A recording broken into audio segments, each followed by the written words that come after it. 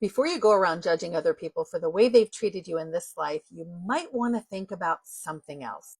I want to share a story from a recent higher self hypnosis session that I did with a client to illustrate. Under hypnosis, I asked my client's higher self, why did she choose such overwhelmingly challenging parents? Is there karma involved, or is it some sort of balancing her soul maybe wants to do? And her higher self said, yes, there is a little bit of karma involved. She was a very challenging person in one or two other lives and needed to turn around and balance that out for the sake of her soul. And her soul also wanted her to learn how to overcome challenges, to learn what it's like to be on the other end of that. And I'm going to read the notes off my screen for the rest of this. Her higher self said, in a few past lives, she's actually had it very easy. We all go through easy lifetimes, but it needs to be balanced out with challenges. Otherwise, your soul doesn't learn anything and it's not balanced. In this lifetime, she is meant to learn patience and tolerance through her dad. She has had to learn how to not overreact. She has had to learn how to pick and choose her battles. To this point, she has not learned to accept either one of her parents, especially her father. Something she has yet to learn is acceptance.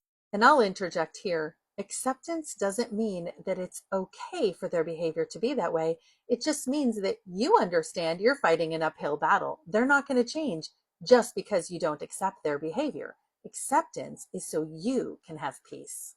Understanding that they are the way they are and you can't control them, and nothing you're going to do or feel is going to change that. People will only change because they want to, not because you want them to. Her higher self then said she doesn't know how to accept her father for who he is. She has so much anger and resentments towards him and just who he is and what he stands for and the way he conducts himself. She cringes at him and there is judgment there.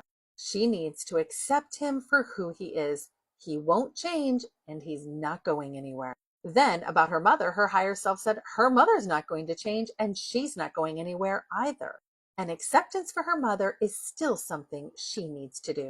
And this is important. Her higher self said she wants to pretend like the bad parts of people aren't there. They don't exist. She ignores them like they won't be there. But they still exist and they will haunt you until you accept them for who they are. This is Creator's definition of love. It's unconditional. Her parents don't like her personality sometimes either. She challenges them as well, but they love her unconditionally, and she needs to learn to do the same.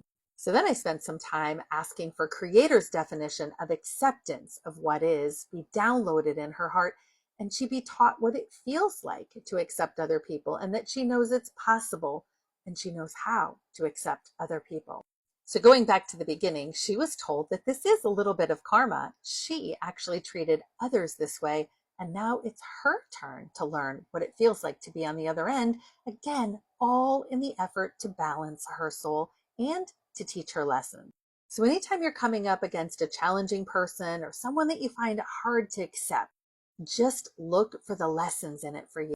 What do I need to heal to not be triggered by this person? And what can I heal in myself so that I can love them unconditionally and accept them for who they are? Because my non-acceptance of them isn't going to make them change. The only change that can happen is in me.